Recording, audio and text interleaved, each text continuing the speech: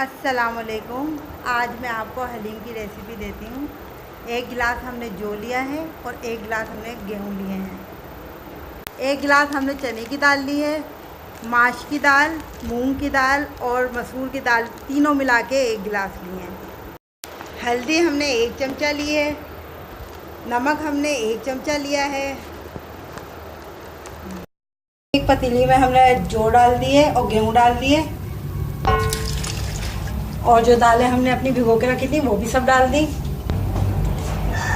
और हल्दी डाल दी हमने और नमक डाल दिया। अब इसमें हम 2 जग पानी डालकर इसको गलने के लिए रख देंगे चूल्हे पे। अब इसको हम गलाने के लिए चूल्हे पे रख देते हैं। 1.25 किलो हमने गोश्त लिया है, आधा प्याली हमने दही लिया है,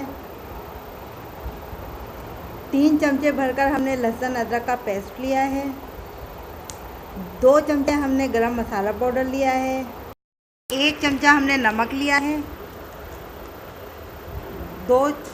1 चमचा हमने अजीनोमोटो लिया है, 2 चमचे हमने लाल पिसी हुई मिर्च का पाउडर लिया है, 3 चमचे हमने पिसा हुआ धनिया लिया है, 5 से 6 पत्ते हमने तेज़ पत्ते के लिए हैं, 1 बड़ी प्याली हमने फ्राई प्याज ली है, आधा चमचा हमने हल्दी ली है,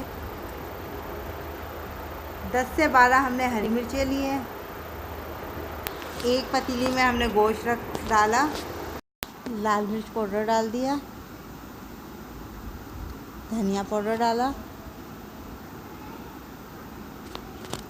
पिसा हुआ गरम मसाला आधा डाला है, आधा बाद में डालेंगे, नमक डाल दिया,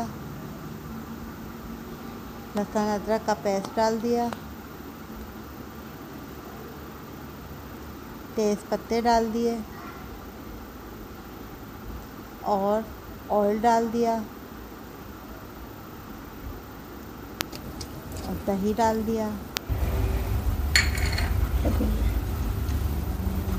हरी मिर्ची भी डाल दी और पानी डालकर 1 जग पानी डालकर इसको गोश्त को गलाने के लिए रख दिया। ये हमारी दालें पिस गई हैं अच्छी तरह से। अब हम कौरमा चेक कर लेते हैं।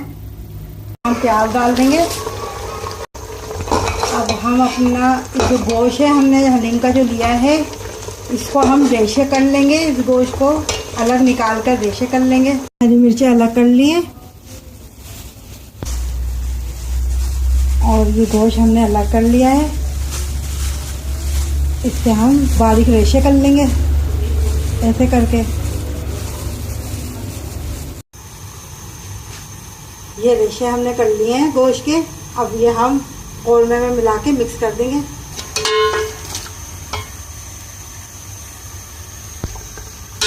अब इसमें हम गरम मसाला डाल देंगे।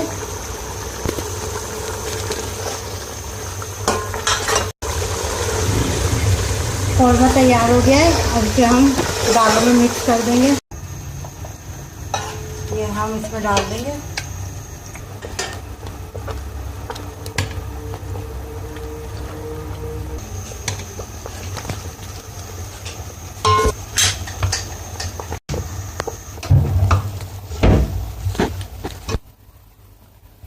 इस तरह से हम सारा डाल देंगे मसाला इसमें।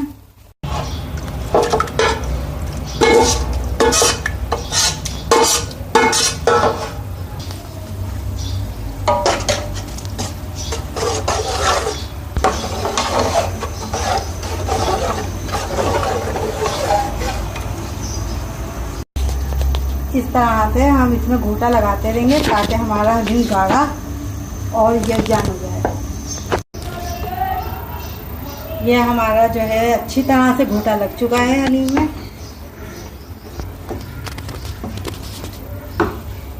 ये देखें इसमें ऐसे रेशा बन रहा है कितना ज़बरदस्त।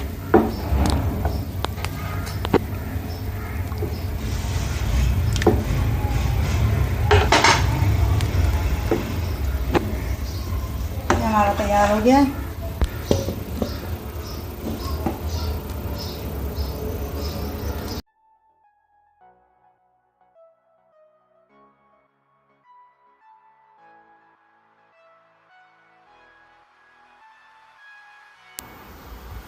अगर आपको मेरी रेसिपी पसंद आई है तो इसको लाइक कीजिएगा और सब्सक्राइब कीजिएगा मेरे चैनल को, ताकि मेरी वीडियोस आपके पास सबसे पहले पहुँचे। शुक्रिया।